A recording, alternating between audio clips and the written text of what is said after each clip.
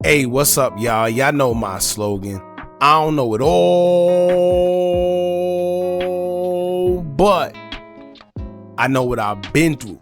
Now, before we get into this video, make sure you check us out on Patreon at www.patreon.com/Hookah Anonymous _. You guys been telling us to create one for the longest, so we recently created a community where we will upload videos that we can't share on YouTube due to their guidelines. We'll also be dropping the latest to there first, behind the scenes information that you wouldn't find anywhere else on our socials. So make sure you become a member, and after you do that, head over to our official Instagram page at Hookah Anonymous _ and follow us there.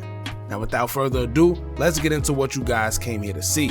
Now, this may be a surprise to some people that don't know the law or don't know how the feds work, but if you know how they work or how they operate or even been through the process yourself, then you know how tricky the feds could be.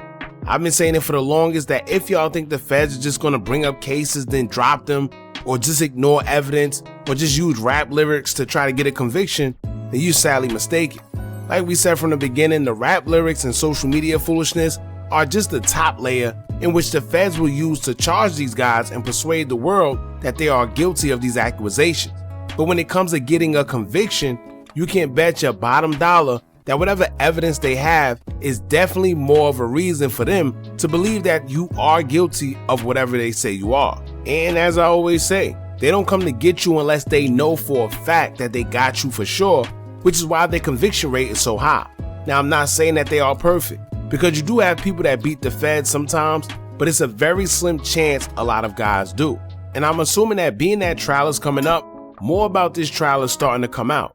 Just yesterday we got a teaser when the feds will actually tell us that they have text messages, allegedly, of OTF member OTF Didi trying to recruit hitmen to go to California and unalive Quando Rondo.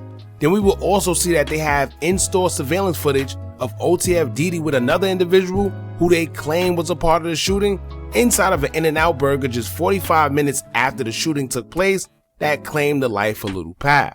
Now I want y'all to keep in mind that the only reason we even seen that is because that they had to disclose that information in the court documents only because Didi put in a motion to be bonded out before trial. So they had to let it be known on record why they believe he shouldn't be bonded out, which means that if his attorneys never put that motion in, we would have never knew that they had that much evidence, and neither would OTF Didi's or his attorneys. But now I'm thinking this, right? Was this a move to truly get a bond, or was this just a strategic move by Didi's attorneys to try and figure out what evidence they actually have against him? Well, they definitely found out, and I think it's looking worse than we thought. With all that being said, 2 new charges have been added on Lil Durk and his co-defendants within this case, in which one of them was the same one that we were told the feds dropped last year out of nowhere. Now, I told y'all before, the feds don't just drop charges for one, but two, the reason they claim they would not charge him within that case wasn't because they believe he was innocent. It was simply based off a technicality due to him not being charged for it initially. So the question became, how can you use a case against somebody if they was never charged for it, because it doesn't make sense? And they was right. But here's a document explaining it better, as it'll state, quote, "The government repeatedly cites the allegations from a federal case out of Illinois where Mr. Banks have never been charged and never will be charged despite the passage of over 3 years since the underlying incident.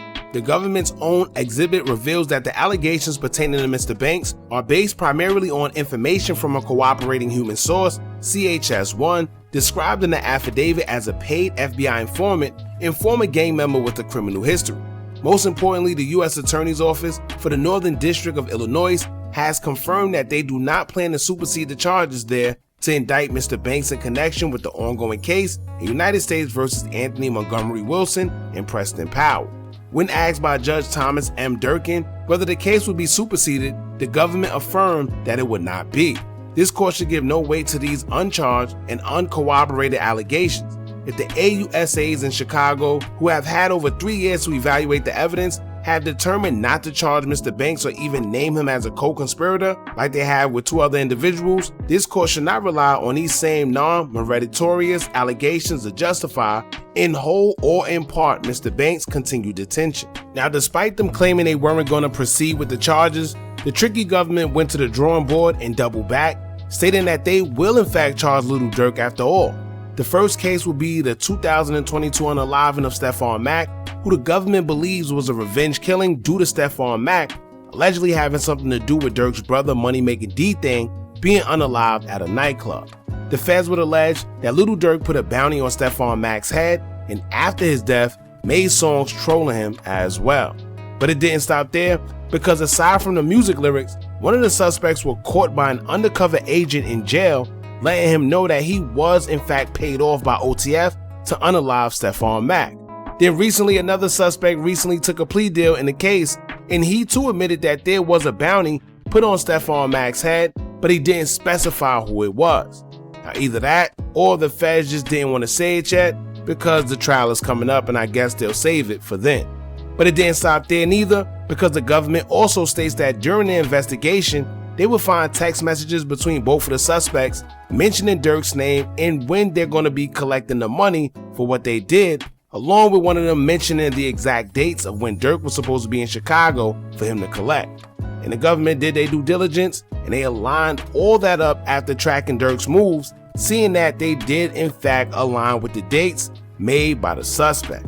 Therefore, 1 + 1 = 2, y'all. Now the second charge they're hitting Durk and them with involves a case that Durk, Hella Bands, Basil and King Von caught together in Atlanta, which is crazy because every one of them that was involved is now deceased except Durk.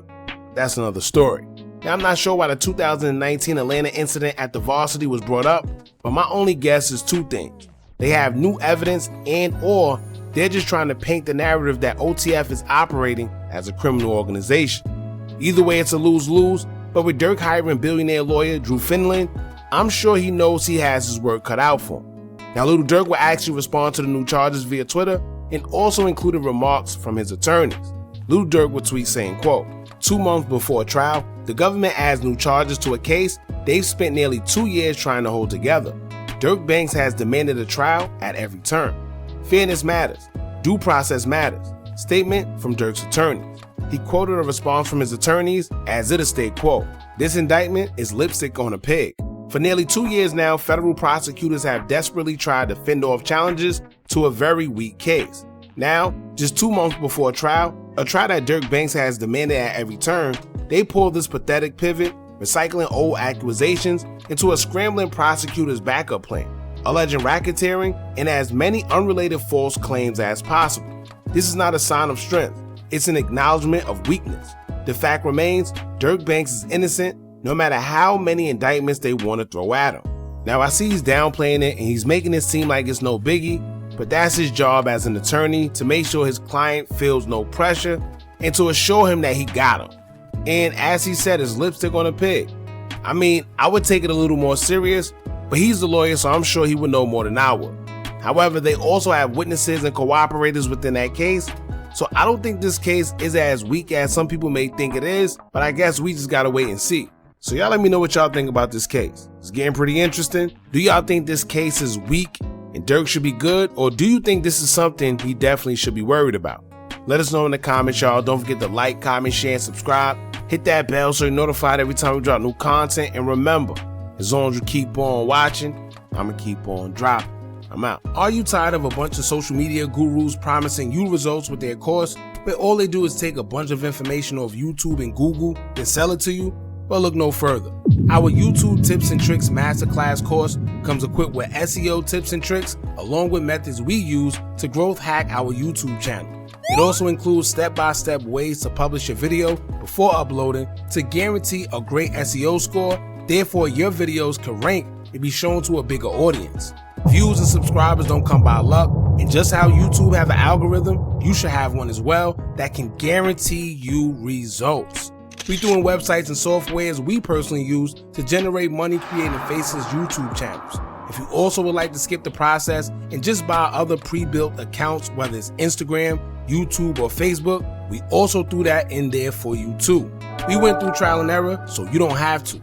Click the link in the description or the comments and get started today.